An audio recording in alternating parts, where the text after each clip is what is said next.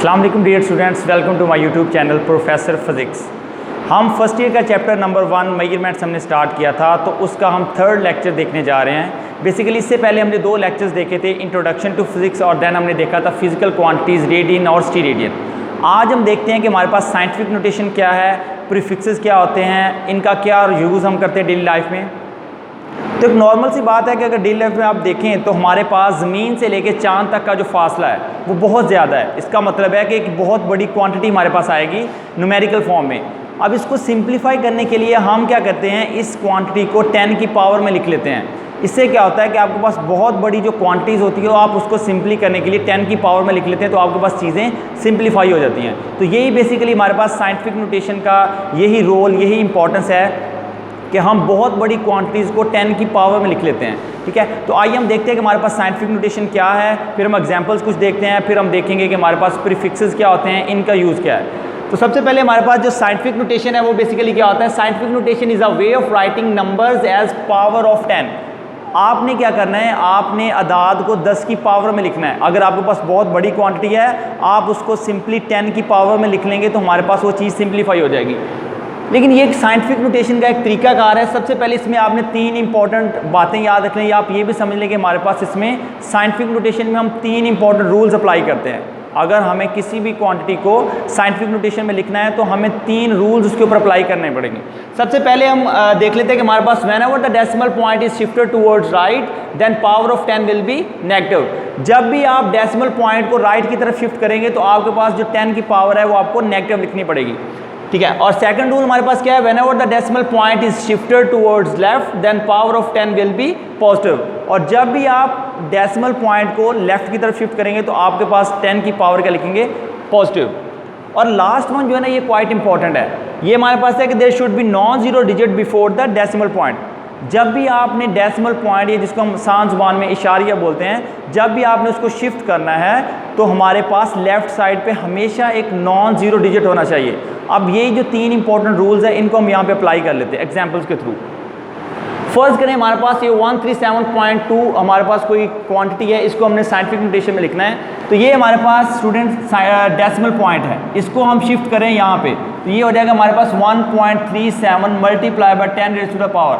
अब यहाँ पे हम पहला वाला रूल अप्लाई करना जा रहे हैं कि हमारे पास सेकंड वन रूल कि whenever the decimal point is shifted towards left, तो हम डेसिमल पॉइंट को क्या करें, लेफ्ट की तरफ शिफ्ट करें, यानी कि हम इस डायरेक्शन में आ रहे हैं। तो हमारे पास 10 की पावर क्या होगी, हमारे पास positive.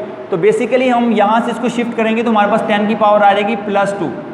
In the same way हम देख सकते हैं कि हमारे पास ये डेसिमल पॉइंट है, या जिसको हम ये बोलते हैं इशारिया, इसको हम शिफ्ट करेंगे टुवर्ड्स द लेफ्ट। तो ये यहाँ से अगर हम मूव करेंगे तो हमारे पास कितने डिजिट आएंगे, 1 2 3 4। इसका मतलब है कि हमारे पास ये आएगा 1.49 multiply by 10 raise to the power 4। अच्छा स्टूडेंट, ये तो हमारे पास हो गया कि जब भी हमने डेसिमल पॉइंट को लेफ्ट की तरफ शिफ्ट करना है तो हमारे पास 10 की पावर क्या आएगी, पॉजिटिव।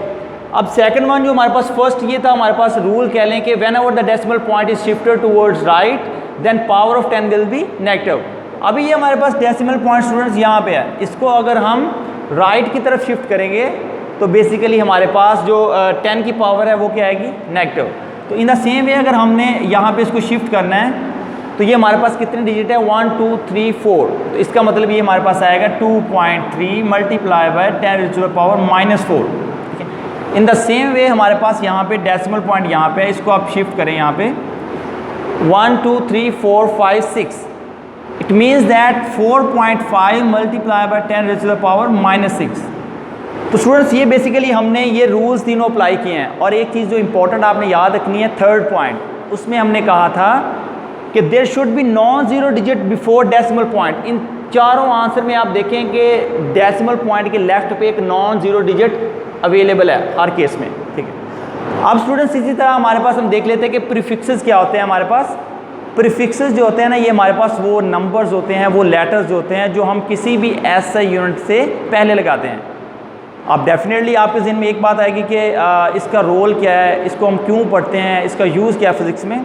तो स्टूडेंट हमारे पास प्रीफिक्सेस जो होते हैं ये भी चीज़ों को सिंप्लीफाई करने के लिए इस्तेमाल होते हैं। अब फ़र्ज़ करो मेरे पास एक वर्ड लिखा है, लेट्स सपोज मैं कहूँ 1 के साथ मेरे पास 10 या 9 ज़ीरोज़ हैं। अब मेरे पास 1 के साथ 9 ज़ीरो लिखे हैं तो इसका मतलब है कि उसको मैं लिख सकता हूँ 10 की पावर 9। तो 10 की पावर 9 बार बार लिखने के लिए कैलकुलेशन में हम बार बार लिखें, उसकी जगह पे हम सिंपल प्रीफिक्सेस मेगा यूज़ कर लेंगे। ये हमारे पास बेसिकली ये प्रीफिक्सेस क्या होते हैं, नंबर्स और letters before added the SI unit. किसी भी क्वांटिटी में जब आप यूनिट लिखते हैं तो उससे पहले आप क्या लिखते हैं, प्रीफिक्सेस। अब हमारे पास प्रीफिक्सेस किस तरह के होते हैं, जैसे कि किलो, मेगा, गीगा। अब किलो होता है हमारे पास 10 रेज़ टू द पावर 3। तो सिंपल अगर आप किलो, जहाँ भी आपके पास कैलकुलेशन में 10 की पावर 3 आएगी तो आप सिंपली उसकी जगह पे के लिख सकते हैं। और जहाँ पे आपके पास लेट्स सपोज मेगा 10 की पावर 6 होता है, जहाँ पे भी आपके पास कैलकुलेशन में 10 की पावर 6 आ रही है उसकी जगह पे आप सिंपली m लिख सकते हैं।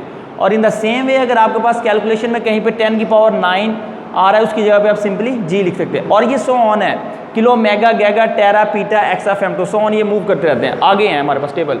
इसी तरह स्टूडेंट हमारे पास नेगेटिव वाले क्या होते हैं, मिली, माइक्रो, नैनो। मिली 10 की पावर -3 होता है, माइक्रो 10 की पावर -6 और नैनो 10 की पावर -9।